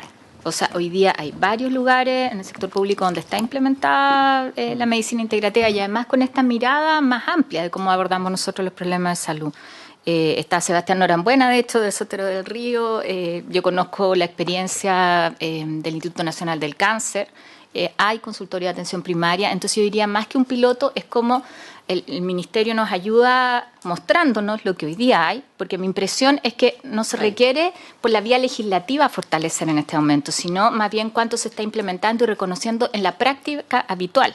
Desde el punto de vista normativo, sí creo que hay un tema que tiene que ver con la codificación, con cómo esto efectivamente es accesible para todo el mundo y no solamente para quienes pueden pagarlo, que es lo que sucede hoy día.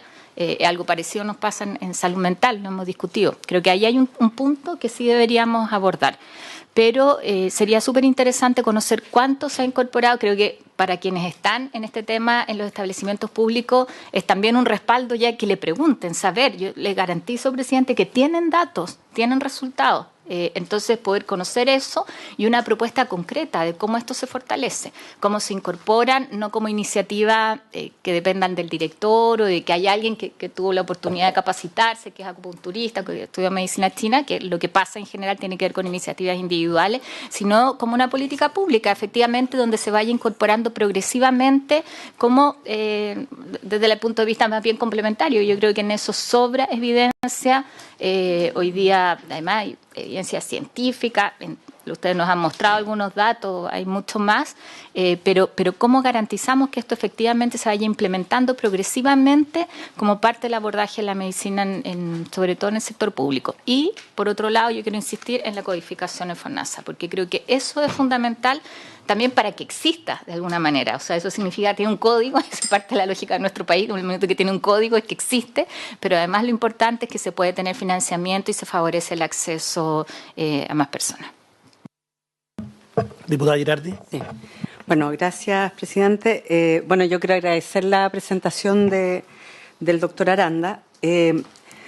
Pero yo creo que efectivamente, como dice Carolina, yo creo que existe una unidad de medicina complementaria en el Ministerio de Salud, ¿no? Ellos saben y monitorean, no solo la medicina china, ¿no? Y la acupuntura, hay diversas prácticas también, hay Reiki, hay otras iniciativas de salud en el sector público y que es por iniciativa de los propios equipos de salud, ¿ya? Pero extrañamente, si bien hay una unidad que va mirando, yo he asistido a seminarios que ha hecho el Ministerio de Salud al respecto, pero no hay una política pública de integrarlo realmente, ¿no? O sea, el Ministerio, para variar, ¿no?, como hacen muchos de nuestros ministerios, toma palco, ¿no?, y observa a ver qué está pasando, pero no hay ¿no? Una incorporación clara y una decisión de incorporarlo como parte de la política pública de salud. A mí me ha tocado, en el Hospital Félix Bulnes, en mi distrito, hay un acupunturista y está lleno. O sea, no tiene posibilidades de atender a toda la gente que demanda su atención. En algún minuto la escuela que dirige Rodrigo, la escuela Sambao, hizo su práctica de medicina china en el Hospital Félix Bulnes y generó efectivamente una expectativa súper amplia, ¿no? Pero como que el ministerio siempre como que deja que la cosa funcione, a ver si funciona o no funciona, pero no hay una decisión pública en esta materia que yo creo que sería interesante de abordar. Además de la unidad, ¿no? Existe un reconocimiento de la OMS de la medicina china como medicina, ¿no? Y además existe un reconocimiento del propio MinSal de los acupunturistas que el mismo MinSal acredita, ¿no?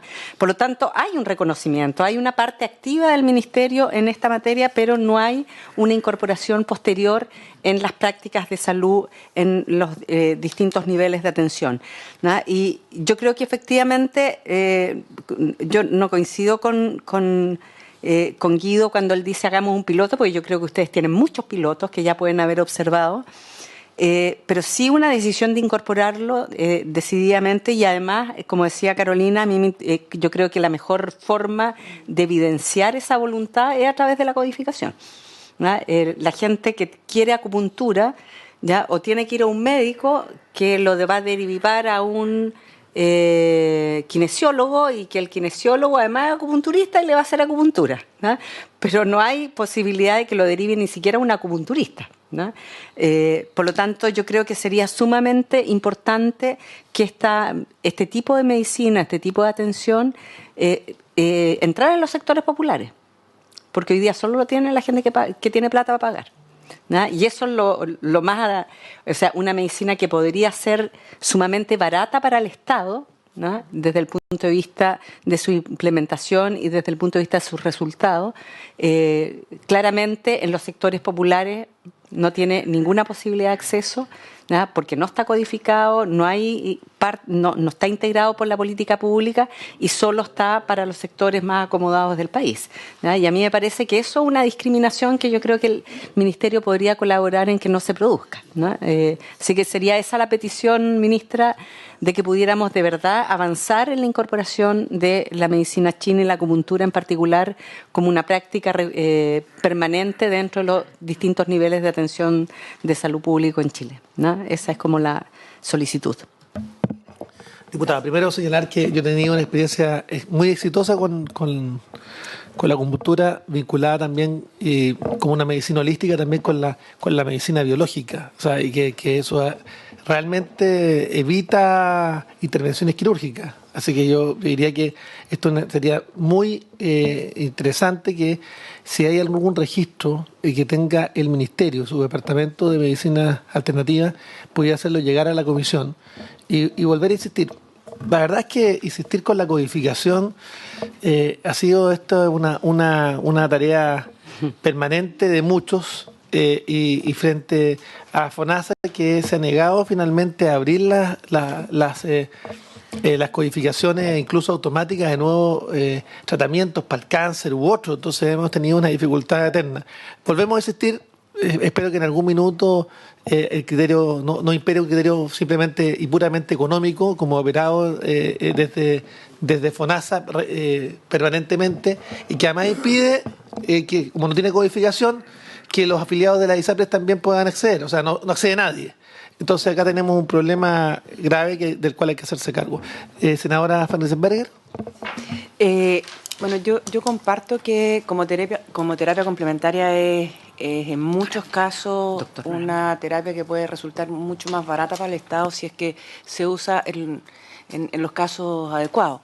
Ahora, sí tengo una preocupación, que es en el mercado hay mucho acupunturista y yo creo que no todos deben ser buenos, entonces, y hay una dificultad para el usuario del usuario común y corriente, poder discriminar quién es el bueno y quién es el que se hace el bueno, porque cobran lo mismo. Entonces, creo que si se va a avanzar para incorporarlo como una terapia más formal, también tiene que avanzarse de manera paralela en lo que planteaba el doctor de la acreditación de quienes ejercen esta especialidad, porque de lo contrario, la verdad es que muchas veces uno cae en manos de personas que están, que son poco... Sí, son malos. Entonces, yo creo que ahí hay algo, por último, si se incorpora y se empieza a incorporar más formalmente, también tiene que haber, paralelamente con eso, una incorporación de la fiscalización y de las competencias que tengan las personas que ejercen esta función. Doctora Norambuena. Sí, Sebastián Norambuena. Bueno, yo trabajo en el Sotero del Río. Y ahí tenemos un piloto, como hablaba el senador Girardi. Lo empezamos en el 2015. Desde el 2015 estamos trabajando con... es un piloto de medicina integrativa, ¿ya? Porque hay que hacer un poco la distinción de las terminologías. Antiguamente se hablaba de medicinas alternativas, todavía se sigue hablando de medicinas alternativas, pero nosotros velamos por la medicina integrativa, que es un modelo que se ocupa mucho en Estados Unidos y en Europa, en el cual hay un médico de cabecera, un médico occidental, pero que está abierto a usar otras terapias, otras formas para resolver los problemas de los pacientes, que no implican que un acupunturista, por ejemplo, tenga que eliminar medicamentos o cambiar alguna prescripción del médico. Nosotros siempre somos complementarios al tratamiento. Nosotros en la unidad del Sotero nunca quitamos medicamentos a los pacientes. Dentro de, en general, 1000 interconsultas, por ejemplo, el 25% vienen de los traumatólogos, los neurólogos, los reumatólogos. En general, nosotros trabajamos a nivel de CDT, ¿ya? Son atenciones ambulatorias, pero ciertas especialidades, sobre todo relacionadas con el dolor crónico, y ahora últimamente, especialmente con salud mental y con oncología, nos han llegado muchos pacientes, ¿ya? Entonces, por tener datos, digamos, de algún piloto, hay datos. Nosotros tenemos datos desde el 2015 con evaluación de escala de EVA, con evaluación de encuestas de calidad de vida, y tenemos que entender que la medicina integrativa básicamente es un cambio de paradigma en el trato con la persona, ¿ya? No es una atención médico-paciente, sino que es una atención un poquito más horizontal, en que la persona se haga cargo de alguna manera de la condición de salud, de su salud. Entonces, básicamente en la acupuntura lo que nosotros hacemos no es solo poner agujitas, sino que es hacerle ver a la persona que tiene que cambiar hábitos de alimentación, tiene que hacer ejercicio, tiene que acostarse más temprano, etc. Ahora, con respecto a nivel del ministerio, a nivel ministerial sí se están haciendo cosas, y varias cosas, no solo de la legislación que habló Rodrigo, sino que actualmente la doctora Mónica Galanti, que trabaja en la Dirección de Redes Asistenciales, está llevando a cabo reuniones mensuales con representantes regionales, no solo de acupuntura, sino que todas las medicinas complementarias, para avanzar en ampliar un poco esta legislación del decreto número 42, porque actualmente hay 3 medicinas complementarias reglamentadas, que son la acupuntura, la homeopatía y la naturopatía. Son las únicas 3 que tienen reglamento. Y ellos están avanzando ahora para ver el tema de la masoterapia y del Reiki, eventualmente, ¿ya? Pero se están haciendo reuniones mensuales a nivel regional, se han hecho congresos y conferencias. Ahora, lo que yo siento que falta es precisamente eso, desde nivel ministerial, que baje la información a las redes, a nivel de servicios de salud, por ejemplo, porque un director de un consultorio de, no sé, San Ramón, no sabe que hay una legislación, no sabe que puede tener un poli de acupuntura, por ejemplo, o no sabe que en verdad sí está dentro de la ley y que no le va a pasar nada si él instala un poli para el dolor, ¿ya? Entonces yo creo que bajar la información desde ministerio hasta nivel comunal incluso sería un gran avance dentro de esta materia. Agradece al doctor Norambuena, contarles además que nosotros pedimos como comisión a la Biblioteca del Congreso Nacional que nos entregara una regulación comparada de distintos países que han adoptado estas medicinas complementarias, y nos van a entregar ese informe de la biblioteca a todos los miembros de la comisión para ver si se ha regulado más bien a nivel reglamentario a través de decretos de los ministerios. Entonces vamos a mandarla también al ministerio para ver si podemos avanzar en esa dirección. Quisiera, antes que termináramos la sesión del día de hoy, agradecer a todos y cada uno de ustedes pedir que pusiéramos en votación 2 indicaciones que nos faltan para la ley de donantes, que nos va a permitir despacharlo a sala. Y son solamente 2 indicaciones que faltan y despachamos el proyecto. Entonces, yo le rogaría si pudiéramos verlo. Un poco más de tiempo. Gracias. Dale, Fernando. Señores senadores, el comparado del proyecto está en la segunda carpeta que está puesta a su disposición. Es este. 3 columnas, la legislación vigente, el texto aprobado en general y la columna de la derecha con las 2 indicaciones que se formularon al proyecto. Donación de órganos. En salud mental quedan más de 50. Voy a avanzar. La primera indicación está en la página 2 del comparado. No, suspendamos porque se están despidiendo. Suspendemos por 30 segundos para terminar de despedirnos. Hasta luego, gracias. Se reinicia. Vamos. Fernando, dale no. La primera indicación del señor Bianchi está en la página 2 y es para reemplazar el inciso 4 del artículo 2 bis vigente por el siguiente. Se entenderá que existe duda fundada respecto de la condición de donante por el hecho de pertenecer al Registro Nacional de No Donantes a que se refiere la ley número 20.403 o de presentar ante el médico encargado del procedimiento documentos contradictorios. Es decir, esta indicación suprime la última frase del texto aprobado en general que está subrayado en la columna central.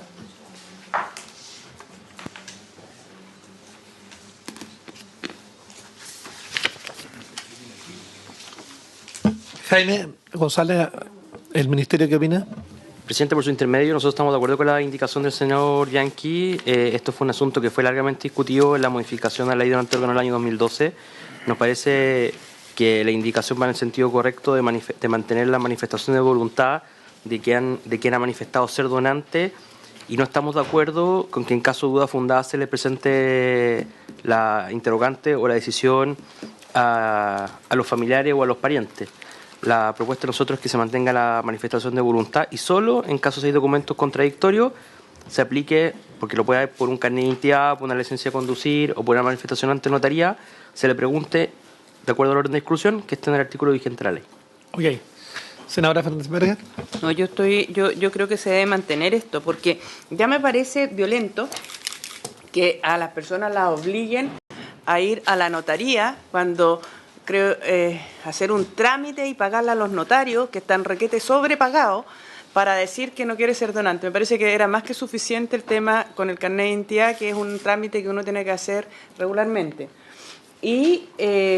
Pero además, si a mí me dio lata ir a la notaría porque quedaba lejos, porque no tenía plata, porque no sé qué, y yo manifesté mi voluntad, o mi papá o mi hijo manifestó su voluntad de que no quería ser donante, pero no hizo el trámite, me parece súper violento que no pueda la persona, la tengan que obligar a que esa persona sea donante sabiendo que no quería ser donante. Creo que atenta... Okay. Atenta contra la libertad de las personas, y creo que la falta de donantes en Chile tiene otras causas. Yo creo que hay que hacer mucho más campaña. Creo que la gente piensa que si son donantes y llegan al hospital los van a atender menos y los van a dejar morir, y hay toda una serie de mitos en torno a este tema que se han ido construyendo. Pero creo que pedirle a un familiar que perdió a alguien probablemente en una muerte violenta, que lo obliguen a que esa persona sea donante, sabiendo que, por ejemplo, dio testimonios en vida que no quería ser donante, me parece que es rudo. O sea, yo no suprimiría esa frase. Senador Quintero. No, yo estoy de acuerdo con la indicación, porque precisamente este proyecto es para provocar que haya más donantes. ¿Ah? Entonces, y las trabas de notaría, que es presidente para eso, para que tengamos mayor donantes. Yo estoy de acuerdo con la indicación. En votación. Yo soy donante, no sé acá. En votación, Fernando. Perdón, presidente. Se tiene que existe duda fundada respecto a la condición de donante. O sea, hay la posibilidad de que no sea donante. Eso es lo que estamos regulando. Y básicamente es que un familiar pueda cuestionar. Murió un hijo de 18 pero es el caso que un familiar diga, no, sí es donante, respecto de que no sea donante. No, porque son todos donantes universales. A menos que tú vayas a la notaría y vayas al notario una vez más por un trámite. En votación. El presidente pone en votación la indicación número 1. Señora Van Riciel Belgue. Señor Quinteros. Señora Goich. Señor Chaguán. Queda aprobada por 3 votos a 1. La indicación número 2 está 2 páginas más adelante. Es también del señor Bianchi. Introduce un nuevo numeral para incorporar al proyecto un artículo, perdón, para incorporar en la ley un artículo 2 ter, del siguiente tenor. Será obligación del médico tratante notificar a la respectiva unidad de coordinación de procuramiento de órganos y tejidos acerca de la presencia, respecto a su paciente, de un estado potencial de muerte encefálica. El médico que incumpla esta obligación será responsable administrativa o civilmente, según fuera el caso. La referida responsabilidad administrativa se regirá por las normas de la Ley número 18.834 sobre Estatuto Administrativo y número 18.883 sobre Estatuto Administrativo para funcionarios municipales, según fuera el caso. Jaime. Habiendo conversado el tema en el Ejecutivo, nos parece razonable la indicación, salvo en la parte final del inciso segundo, que se refiere al Estatuto Administrativo para los funcionarios municipales, porque todo competencia de la atención secundaria, hospitales de baja, mediana, claro, terciaria y de alta complejidad, más no de los funcionarios de la APS. Entonces, recomendaríamos tener a bien eliminar la frase final que dice y número 18.83 sobre el Estatuto Administrativo para funcionarios municipales, según fuera el caso. ¿Me parece? Senadora. También estoy en contra de esto, porque quienes son donantes son personas que tienen muerte encefálica, es decir, que tienen muerte cerebral, y por lo tanto son personas que están conectadas a un respirador, que tienen un sustento para poder que el cuerpo siga con irrigación, que siga teniendo oxígeno y todo lo demás. Por lo tanto, esto no es que vaya a producirse una inminente muerte cerebral y estar esto que se vaya a avisar de una inminente muerte cerebral, me parece que ayuda a los prejuicios que existen de que la gente la van a dejar morirse. Si en el fondo la constatación de la muerte cerebral se da ahí cuando el paciente está en esa condición. Claro, porque si no, si no es posible extraer el órgano para que sea donante porque no va a estar en condiciones de poder usarse. Entonces, creo que esto, no sé, es como los jotes. Me parece que es y creo que apunta justamente a fortalecer el mito de que a los pacientes los dejan morir porque está a punto de morirse, entonces mejor no le hagamos nada. Entonces, creo que esto atenta justamente contra la posibilidad de aumentar la posibilidad de donantes porque genera ruido. En votación. ¿Les parece?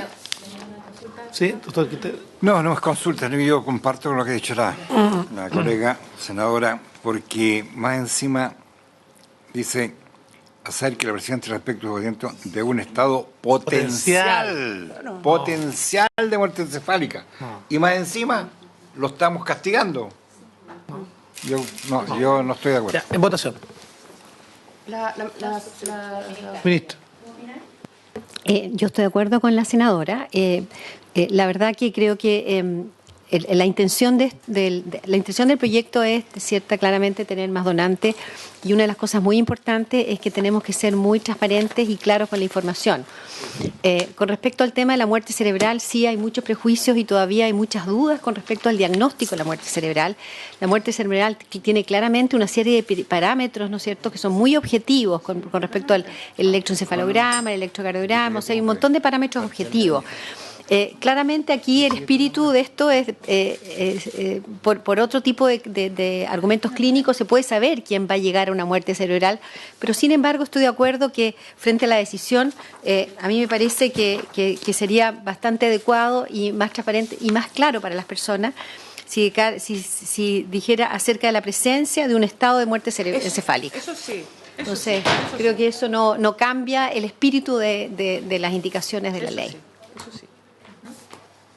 En votación entonces. Perdón, si me permite, Presidenta. La idea sería votar esto sin la palabra... Yo entiendo que la potencia, indicación completa. Perdón, un estado potencial y la frase sobre... No, pues no, Vamos a votar la indicación completa. Y sí, la indicación completa, ¿no es cierto? Entiendo de parte de la subsecretaria incluso. Señora Van Rieselberg, la indicación número 2. ¿Esa es la, o hay alguna propuesta distinta? A mí no me molesta siquiera que los médicos tengan la obligación de informar de un paciente con muerte cerebral, porque eso es un estado que está objetivable, que es distinto al potencial muerte cerebral. O sea, porque en el fondo una persona que está con muerte cerebral es una persona que está muerta, que tiene su sustento vital en base a... A mí me gustaría hacer una pregunta aquí a la ministra, y además como médico, porque tengo la impresión de que esto no tiene que ir así en la ley, sino que más bien tiene que ver con la reglamentación. Aquí hay un tema que nos plantearon todos los que están en la distinta cadena del procuramiento, en el fondo que el donante y quien va a recibir la donación se junten y funcionen. Y buena parte no tiene que ver con la existencia de donantes, sino con procesos administrativos que hay que corregir y que hay que arreglar. Entonces, yo tengo la duda, sin ser experta para nada en esto, de cuánto esto tiene que ser más bien normado en un reglamento o tenemos que dejarlo en la ley, porque es el médico... Es el médico tratante, no sé, me empiezan a surgir una serie de dudas, entonces entiendo y comparto la intención que tiene esto, que es que efectivamente la información esté, porque eso es uno de los cuellos de botella, podríamos decir, de las dificultades del proceso que nos plantearon. Pero no sé si de esta forma lo estamos arreglando efectivamente o requiere una discusión un poco más amplia. En el reglamento, yo creo. Quizás se pueda hacer cargo del tema el Ministerio, entendiendo que esto también tiene que ser reglamentado. Sí, Presidenta, no solamente aclarar que estando de acuerdo con lo que ha señalado la senadora Van Rieselberg respecto a eliminar un estado potencial y sin notificar la muerte encefálica porque cumple con requisitos que son objetivos, la obligación, independiente de la bajada reglamentaria que es materia, o la bajada que tiene que ser materia de reglamento, tiene que estar en la ley, sobre todo porque el inciso segundo establece claramente responsabilidad y es materia de rango legal. Entonces lo que hacemos es eliminar el potencial. De un estado potencial yo tendría bien recomendarle a ustedes colocar la palabra con. O presencia de un paciente con muerte encefálica. No. Igual que a mí es rara la... El procuramiento y tejido acerca... A ver, ¿me permite? De la situación. No sé cómo, porque se sigue hablando del paciente con muerte cerebral, o sea, con muerte encefálica. Esa es la... Acerca de la existencia de pacientes en estado de muerte encefálica. Eliminando la expresión potencial. La palabra potencial. Bueno, pero acerca de la presencia respecto a su paciente de un estado de muerte encefálica. La redacción no es la más feliz. Yo quizá le dejaría a la Secretaría que busque una redacción... Sin potencial. Sí, claro, sin potencial. Es que esté consolidada la muerte cerebral. ¿Sí? Perdón. Claro, y que se informe de eso. Perdón. Ya, pero senador está bien, Ravendraná. potencial, todo lo que quieran. Pero, ¿por qué dice al médico tratante si hay un equipo? ¿Quién es el responsable? El médico tratante. No, el equipo médico, hay un accidente, qué sé yo, actúan varios profesionales. ¿Ah? Que es el médico tratante. Pero es que es distinto hablar del director, Va a pagar el director. a hablar del director del establecimiento, el director del servicio. Por eso yo creo que es el médico tratante, ¿no? Al director le damos la sanción administrativa final. Ya. Y yo tengo un tema que tiene que ver con el tiempo de la notificación, porque, o sea, eso también es fundamental, ¿no? Tendrá que avisar dentro del día, dentro de las 24 horas, en forma inmediata, porque si no dejamos algo que es bien difícil, o sea, que no garantiza. Lo que pasa es que cuando hay una muerte cerebral, como está con sustento, el cuerpo está con apoyo. Está con apoyo, eso, apoyo vital. Se puede, es decir, hay que hacer la notificación, pero eso no afecta si se demora la notificación en la posibilidad del trasplante, porque el cuerpo está irrigado, está con oxígeno. Entonces, a veces también pueden haber demoras, no estoy justificando la demora, pero pueden haber, pero eso no afecta el trasplante en sí mismo. Lo importante es que la notificación se dé para que se activen los sistemas. Ahora, a la brevedad posible, ¿no? ¿Tiene sentido o lo dejarlo así nomás? Perdón, eso yo creo que es materia de reglamento. Bueno, que yo creo que es importante que constancia para que sea reglamentado. Ya lo vamos a votar entonces Con las dos modificaciones. sin potencial. Y sin la frase de los funcionarios municipales. Exacto. Acerca de... Y si hablamos acerca de el estado de muerte encefálica de su paciente. Sí, es mucho mejor. Eso como para corregir una reacción que suena medio extraña. Acerca del estado de muerte encefálica de su paciente. ¿Sí? Ya. Del paciente. El médico tratante estamos hablando, así que del paciente. Es su propiedad. Entonces, con esas observaciones tomamos la votación. Señora Van Rieselberghe. A favor. Señor Quinteros. A favor. Señora Goich. A favor. Queda aprobada la indicación por 3 votos.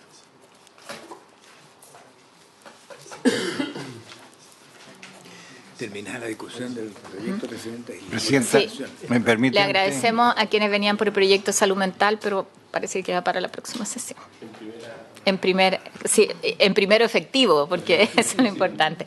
Pero antes de terminar, el senador Rabindranath Quintero Sí, tiene una yo consulta. quiero aprovechar la presencia de la ministra subrogante. Y le voy a entregar por los documentos.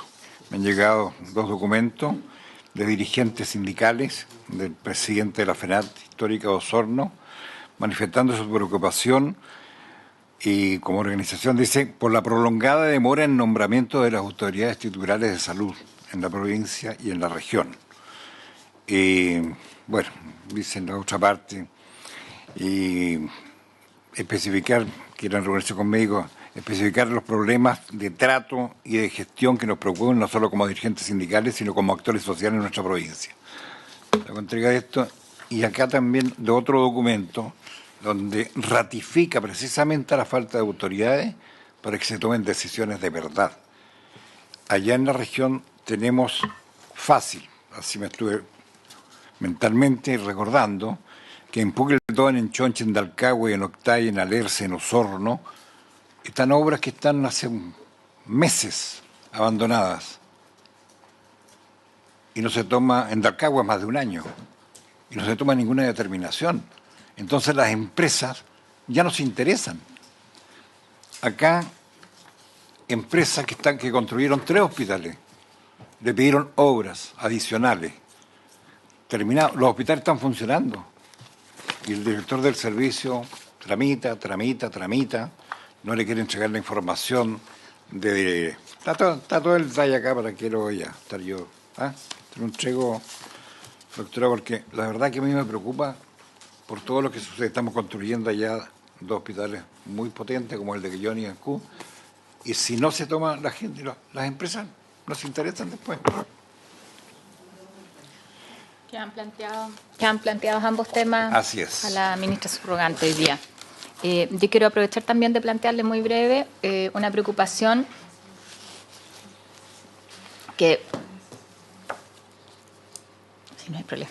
Que no es necesario, quizás tenga antecedente la subsecretaria ahora para respondernos, pero tiene que ver con la implementación del modelo islandés en la prevención de consumo de alcohol y droga. donde como parte de esta comisión hemos participado activamente en la posibilidad no solo de que continúen las 6 comunas de la región metropolitana, sino también se pueda implementar en una región, y pensamos en la región de Magallanes. Estuvimos además con la Sociedad Chilena de Pediatría, con la doctora Neumann del Ministerio. Entonces, la preocupación de cuál es la mirada que tiene el gobierno respecto a la implementación de este programa, donde hay muchos alcaldes que al conocerlo, Islandia además ha estado en el tapete público a propósito del Mundial, de otras situaciones, que están interesados en poder continuar con esto. Sí, gracias, presidente, por darme la oportunidad. Justo ayer el ministro en este minuto se encuentra en Washington, viajando a Nueva York, a las Naciones Unidas, y efectivamente conversamos de este tema, planteándole el programa va, es muy importante. Sabemos que viajó con la ex jefa de la división de la DIVAP, de atención primaria, y es un proyecto que para nosotros es prioritario, todo el tema de prevención de alcohol. Y hoy día, claramente, aquí está el doctor aquí con nosotros que nos puede acompañar, uno de los modelos que claramente tiene resultados en esto es el modelo islandés. Así que para nosotros como ministerio el programa de Islandia va de todas maneras. Es una buena noticia. Sí. En algún momento yo creo que sería bien interesante, y quizás podría coincidir, vamos a ver, porque vienen los expertos de la Universidad de Reykjavik, que son quienes han implementado este modelo en distintas partes del mundo y están trabajando acá para que se pudiera conocer más en detalle. Yo creo que una experiencia.